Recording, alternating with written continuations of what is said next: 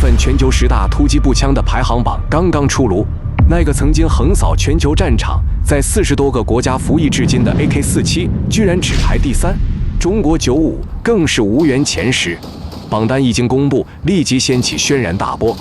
到底是哪款步枪力压群雄，登顶榜首呢？你心中的第一又是谁？接下来就让我们揭晓这份颠覆认知的突击步枪排行榜。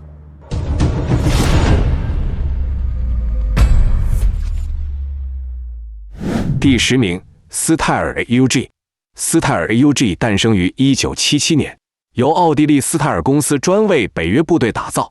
它最大的亮点就是当时极为罕见的无托结构设计，弹匣与枪机全置于枪托后部，在不牺牲枪管长度情况下，使得枪身更短，在狭窄的装甲车或室内近战中，比传统步枪更灵活。这也是多国特种部队青睐它的重要原因。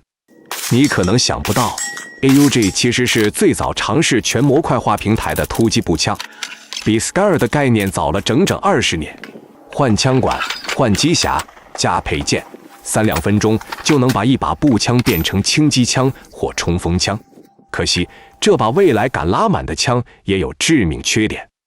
无托结构虽然缩短了枪身长度，却对左撇子射手极不友好。再加上奥地利产能有限，价格偏高，最终未能大规模列装。不过，它依然被视为现代突击步枪设计的里程碑。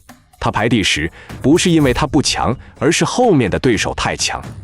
接下来这款被称为步枪中的瑞士腕表，它的精准和做工可能是全榜最强的。第9名，西格 SG550。西格 SG550 是瑞士军方为自己量身打造的制式突击步枪，它以极高的精度、严苛的制造工艺著称，被誉为步枪界的瑞士腕表。采用长行程导气活塞系统，使用 5.56×45毫米北约标准步枪弹，射速约700发每分钟。SG550 的最大亮点是极其优秀的机械精度与耐用性，在严寒山区与泥泞条件下都能保持高度稳定。瑞士军队至今仍非常信赖这款武器，然而它的推广始终限于瑞士中立国立场与出口限制。再加上单价不菲，导致在国际上知名度不高，装备范围较小。虽然影响力不如 AK、M4 这些明星步枪，但它在行家眼中是实战表现与制造工艺完美结合的典范。若论综合影响力，它只能排在第9，但若只比品控，它完全配得上前3。而下一款被认为是被时代遗忘的实用神枪。第8名，赫斯塔尔 FNC。它是比利时 SCAR 突击步枪的前辈，却几乎被时间遗忘。它由比利时 FN 公司于70年代末研发，定位是一款成本低、易于量产的 5.56毫米步枪，用于替代老旧的 FL。它采用导气活塞系统，结构简洁，射速约700发每分钟，既有 AK 的皮实耐用，又借鉴了 M16 的精度与人体工学。因为便宜可靠、上手快，因此迅速被比利时、瑞典等多国列装。瑞典的 AK5 步枪其实就是 FNC 的本土改进版，至今仍在瑞典服役。但 FNC 也有一个关键短板，模块化能力几乎为0。当模块化成为步枪新标准时，而 FNC 难以加装现代战术附件，这也成为它逐渐被时代遗忘的关键原因。最终 FNC 被更现代的 SCAR 替代。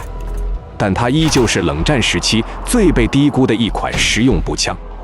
接下来的这支枪被称为 AK 的正统继承人，却被自己人骂成失败之作。第7名 AK12， 它是 AK 系列的第5代步枪，俄罗斯为替换 AK74M 而研制的新主力，从2010年开始立项，折腾了近8年，终于在2018年定型。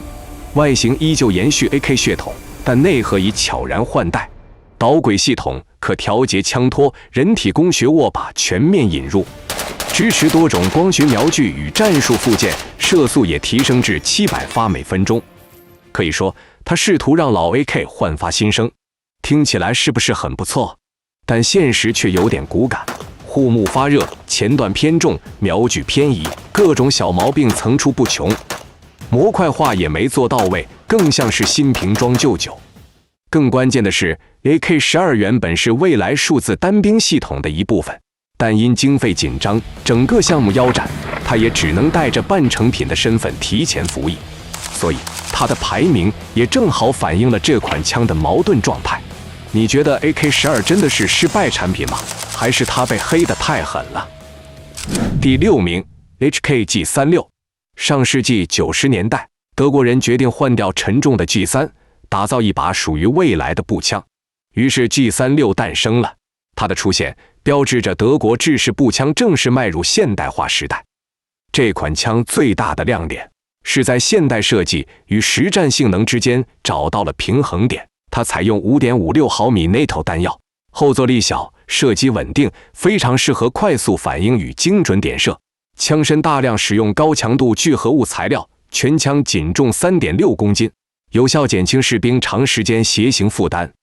它所使用的短行程导气系统结合旋转闭锁枪机，兼顾了射击稳定性与维护简便，即使在沙漠高温、极地严寒等恶劣环境中，也能保持高可靠性。虽然早期曾因高温连射引发精度争议，但后续型号已进行技术改进。如今 G36 仍被多国部队广泛采用。第5名 FN Scar。远距离用狙击步枪，近距离用冲锋枪，可特种兵没有时间频繁换武器，那怎么办？答案是 FN Scar， 一支为特种作战量身打造的全能战士。这款被誉为战术变形金刚的步枪诞生于2004年。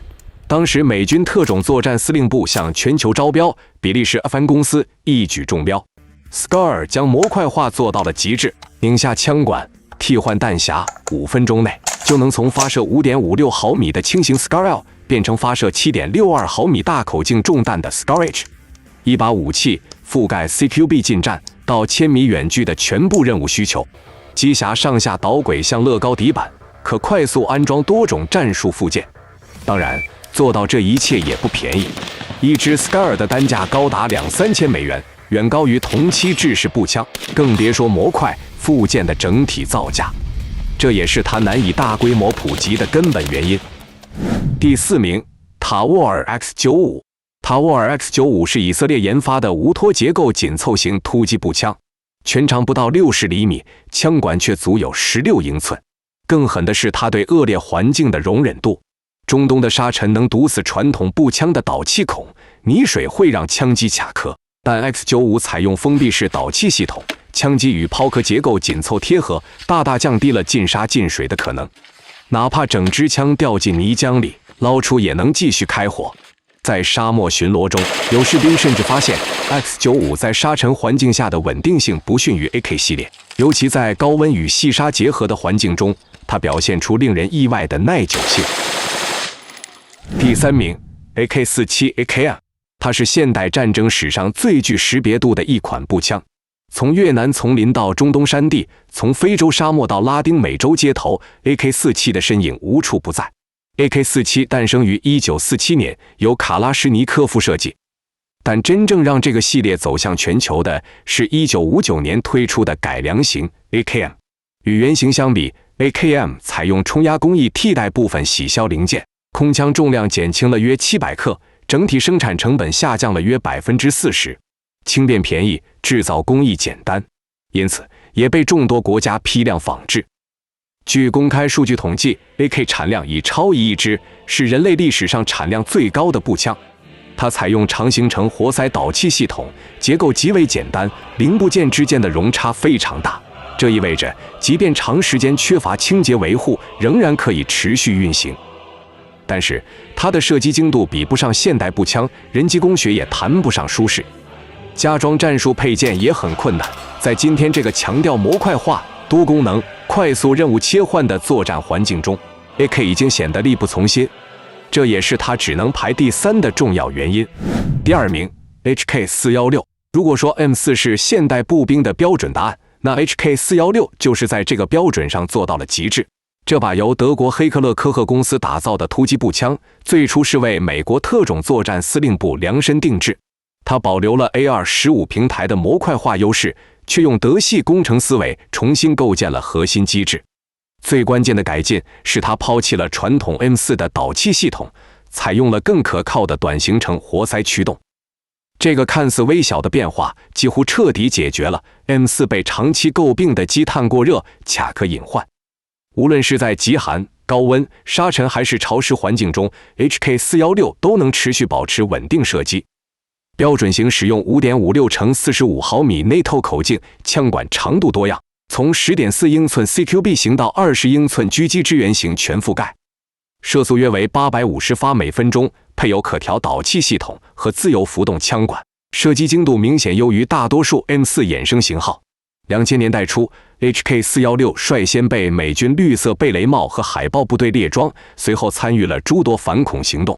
海神之矛行动中，据说本拉登就是被这款枪终结的，他也因此一举成名，被誉为特种部队专属的战术利器。当然，性能越强，代价也越高。HK416 的制造成本远高于一般 A2 步枪，但对特战部队而言，稳定可靠胜过一切花里胡哨。在最危险的任务中，哪怕只卡壳一次，代价都可能是无法承受的。而 HK416 用无数次实战表现，换来了特种兵对他的绝对信任。第一名 M16A4 突击步枪之王。你或许会觉得那些长枪管、全尺寸、固定托的步枪早就该淘汰了。可 M16A4 用实战告诉世人，一把真正为战场打造的步枪，从不靠潮流取胜。作为 M16 系列的经典改进型，它使用 5.56×45毫米 NATO 弹药，最核心的优势藏在20英寸的长枪管上，让弹头初速达到900米每秒，弹道平直且动能充足，在中远距离依然具备良好的穿透表现。机匣与护木一体化的全长皮卡汀尼导轨是它多功能性的关键。装上 ACAR 瞄准镜可作为精准射手步枪，换成红点镜能应对近距离交火，搭配下挂式附件还能有效压制掩体后方，适应从沙漠到城市的多样任务环境。美军每个班组配备1到2支 M16A4， 配合 M4 的高机动近战优势，形成远打加近突的火力组合。